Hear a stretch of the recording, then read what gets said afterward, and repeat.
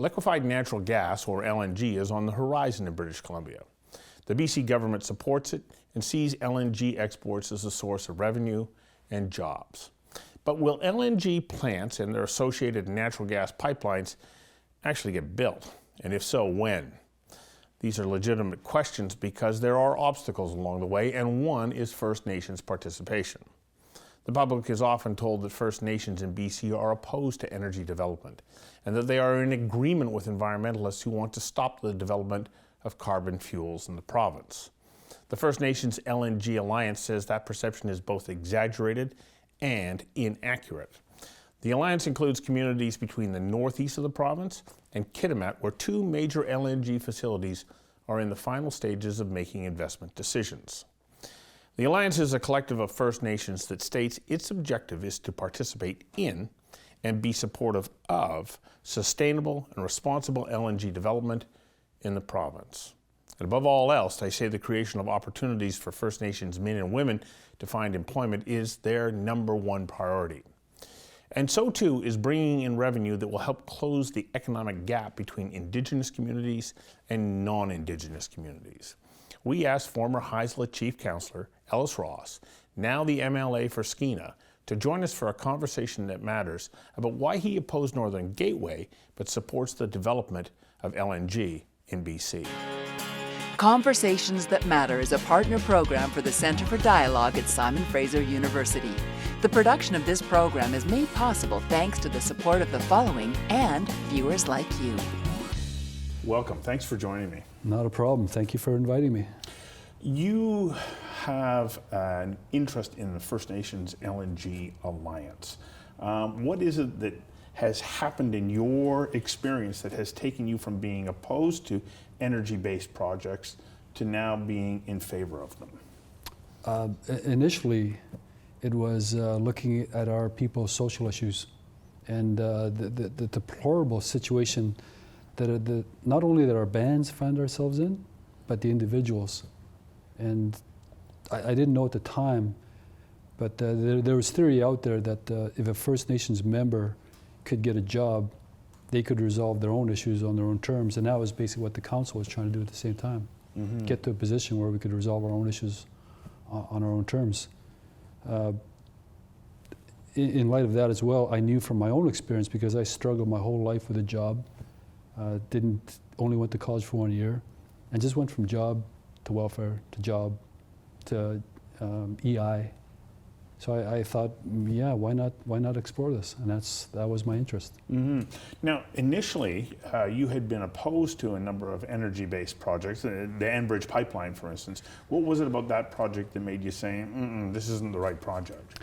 Well, you know, my first year in council, I was opposed to everything.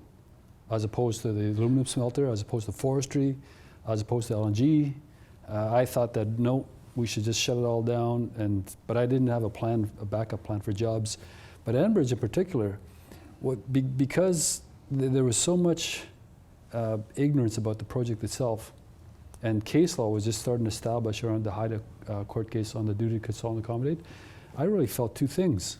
My council didn't have enough information in terms of what was really going on, and I didn't really appreciate the approach that Enbridge had took with not only our First Nation, but a lot of First Nations. Mm-hmm. And I kept warning the company, and I kept warning Canada, you really should consult the way BC consults. But my advice wasn't taken into consideration. Well, we had the Delgamuukw decision, which of course indicated that there was supposed to be consultation, but it was as though there were a lot of people who weren't living up to the spirit of this. Yeah. And the period that you're talking about is pre the Silcoteen decision. Is that correct? Yeah, definitely. And so we now see from that Silcoteen decision that it's not just to consult, but there's also to accommodate and get and obtain consent. Yeah. And would it be fair to say, actually, we have to take it even further? It has to be partnership. Go all outside of the case law, yeah, but the real court case that actually drove all the progress for the Haisla was the Haida court case on the duty to consult and accommodate, mm-hmm. and the fiduciary duty that governments owed to First Nations. And I felt at that time that's enough.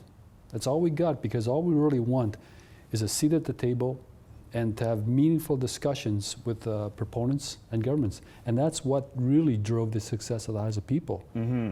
Chilcotin was a great court case, don't get me wrong. Right. And it hired the level of consultation and accommodation needed, but the success of the Haisla Nation didn't really need the Chilcotin decision. We had everything that we needed at the time. So just got to get you to hang on for a second while we take a quick commercial break. Not a problem.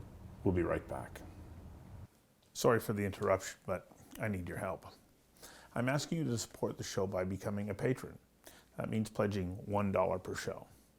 Conversations is a unique program. There's no grandstanding, no arguing, no yelling.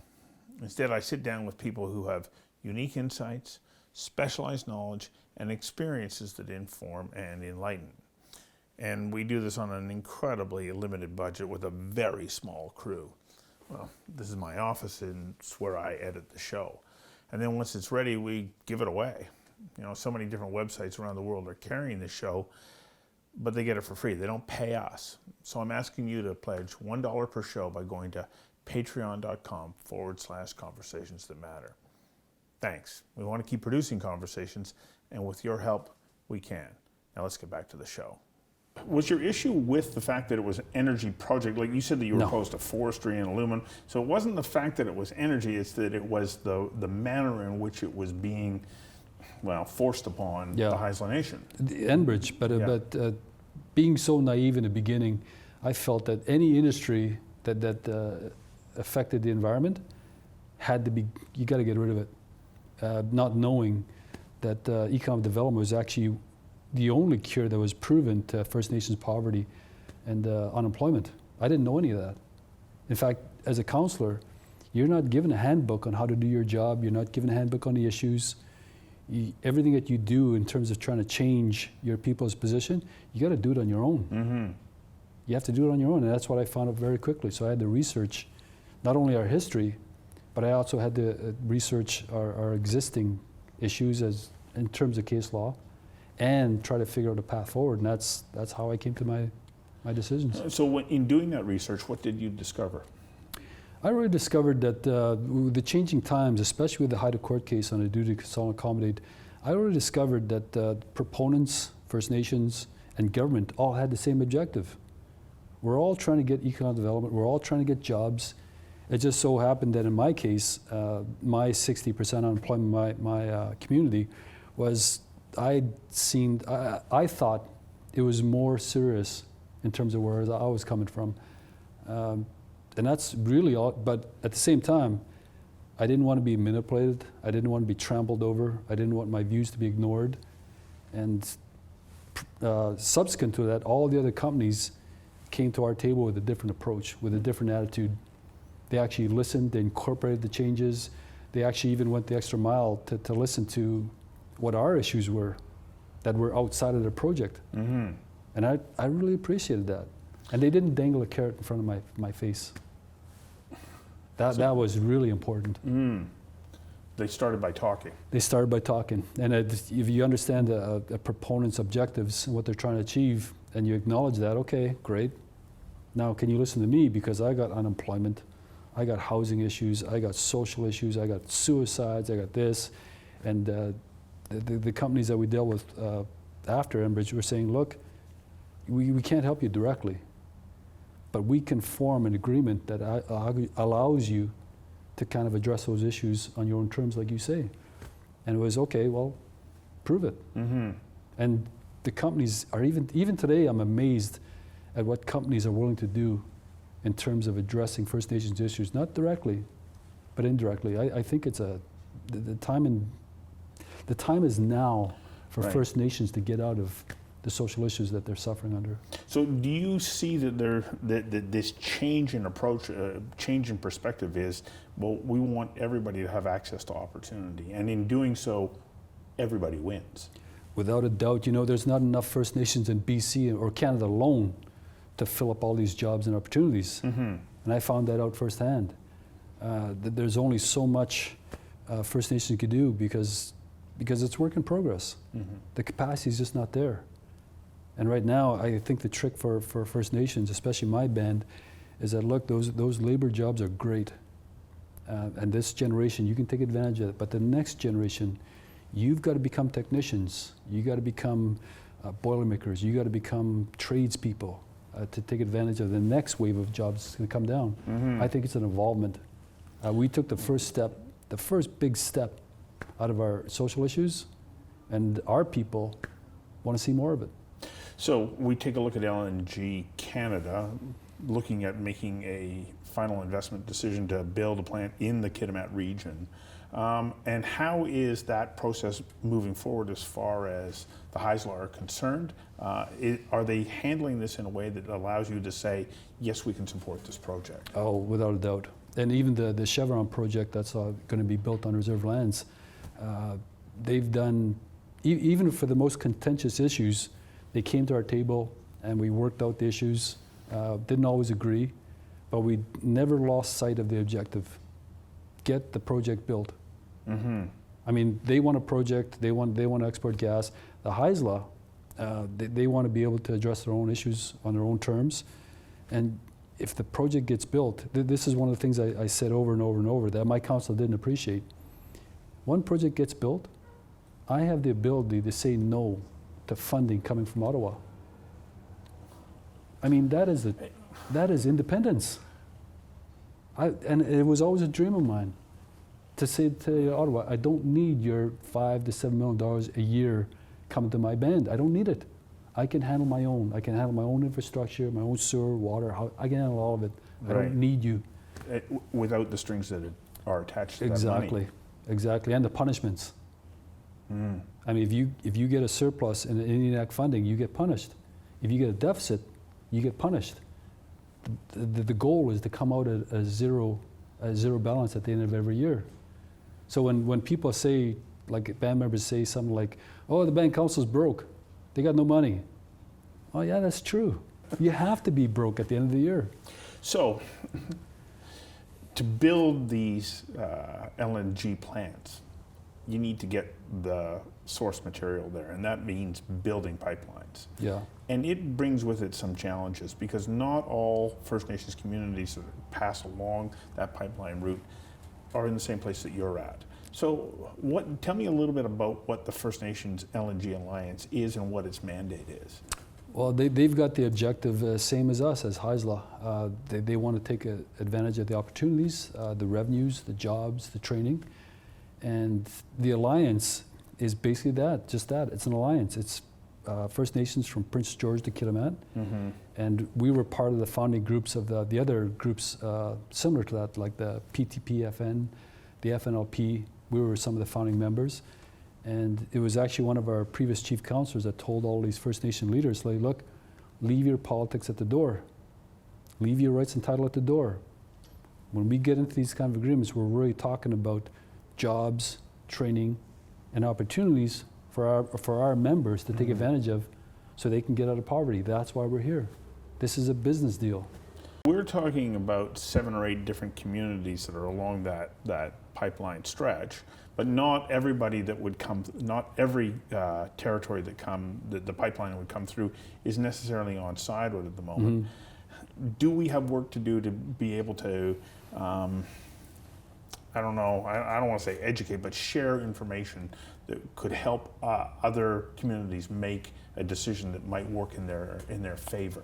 Well, at last count, it was 15 out of 16 First Nations from Prince George to Kitimat. That was a part of the agreement I was a part of. And the one First Nation in particular we didn't sign on was because there was band members who didn't agree with the project. And there was some confusion over whether or not the hereditary chiefs or affiliated organization didn't agree with it.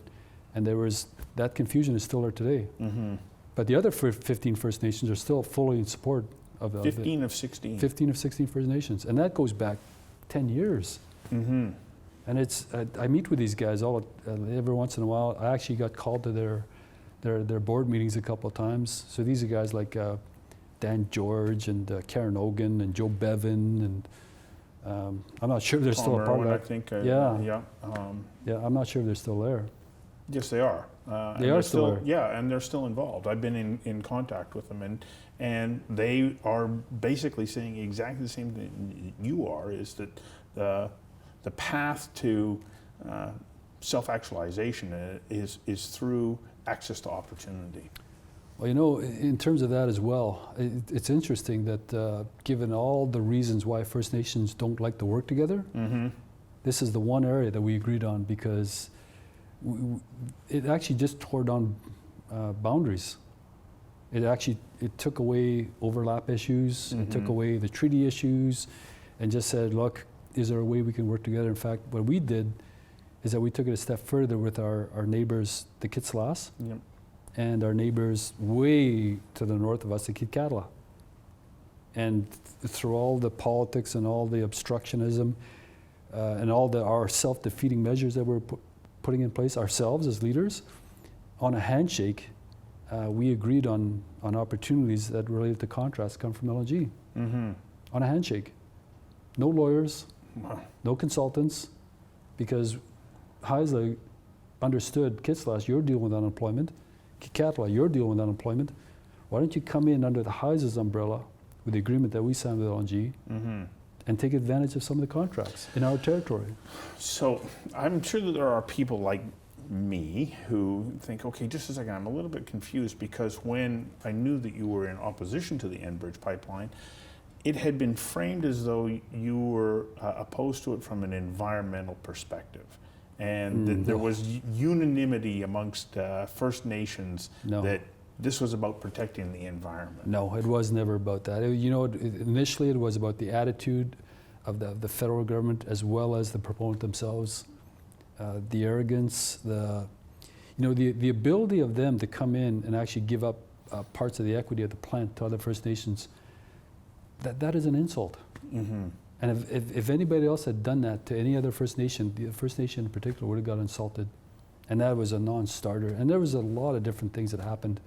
But it was never about the environment. In fact, one of the things that I talked about later on was the conditions that you now see in terms of environmental standards, whether it be Kinder Morgan or LNG, was because of the fight that we did to hold the government and the proponent to a higher standard. So the higher standards you see in BC right now, thank the Haisla. Because you demanded it. We demanded it. It became one of the conditions for... Yeah. So everybody else benefited from our work. Kinder Morgan and Vancouver, they got higher standards. Prince Rupert got higher standards. And Douglas Channel to this day has received basically no additional standards. They got no presence of any body that actually deals with some of the issues that we've been facing. We've had tanker traffic for 60 years. Yes, I know. Yeah. Yeah. So the other day I'm listening to the radio and I hear one news commentator after another put out that and of course First Nations are opposed to Kinder Morgan as though it's unanimous. And yet the other day I hear Ernie Cray and he's saying, hang on a second, don't go red washing this topic. Is this what's happening? Oh, without a doubt. In fact, there's a lot of different groups and organizations that benefit from First Nations that either support or oppose a project. And I think what gets lost in the fray is that these leaders that signed on to a project like Kinder Morgan LNG or fish farms, they're not stupid. No. They're not ignorant. And to diminish the idea that they signed on to a project is very condescending, almost to the point of being racist. Why do you not think that this leader has enough sense or enough compassion for his own people to think that he did not look at all these issues? I mean, these First Nations spent years looking at all the issues, environmental, social, even equity positions. They put a lot of effort, a lot of money. They took on a lot of advisors, a lot of lawyers, and they came out with a decision that they thought was best for the people. Why do you marginalize that? In fact, if anything, these guys should be given credit for trying to get their people out of a very dismal situation. So it's my understanding that we have a fairly narrow window of opportunity right now to go ahead and support the development of LNG processing plants. 2023, 2024 looks like it's the next window of opportunity to get into the supply chain in Asia. So we need to make decisions now. How important is it that all sides come together and help to make this happen, especially if we're looking at the access to opportunity for First Nations? You know, it's hugely important. And as you know, I want to make a point here that based on what I saw in Kitimat, it's not just important for Aboriginals. Because when I saw the mini boom that we experienced with LNG in our territory for that short period of time, everybody benefited from it. And it was kind of like a ripple effect. And First Nations, not knowing how much they benefited, I mean, they had money to spend on their families, on luxuries, but also, you know, it brought so much business investment to our communities.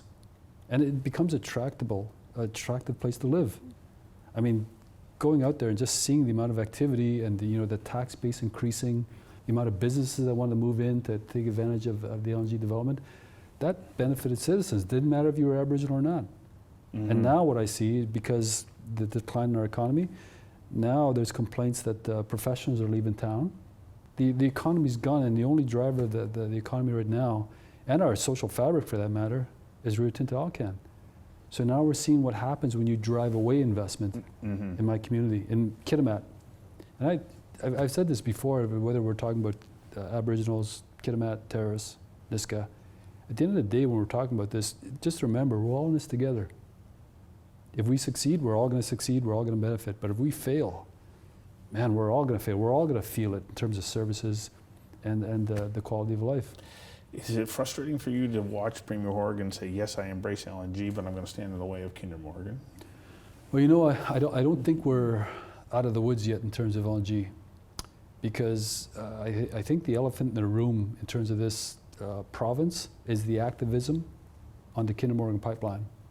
And what's not known is that activism is on the LNG pipeline as well. In the middle, right between Prince George and Kitimat, there's activism there. And if what happens with Kinder Morgan, if that's allowed to happen and the project goes away, LNG is next, because they'll move that activist crowd to the existing protest that's on the LNG pipeline. So when people think that Kinder Morgan, oh, that's not my problem, yeah, it is your problem, because it will come after you next. It'll come after mining, it'll come after forestry, and without a doubt, LNG is next.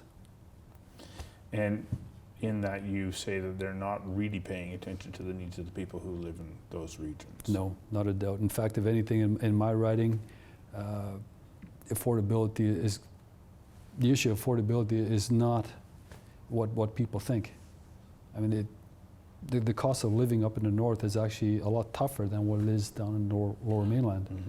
I mean, we drive to get places. We can't jump on a SkyTrain.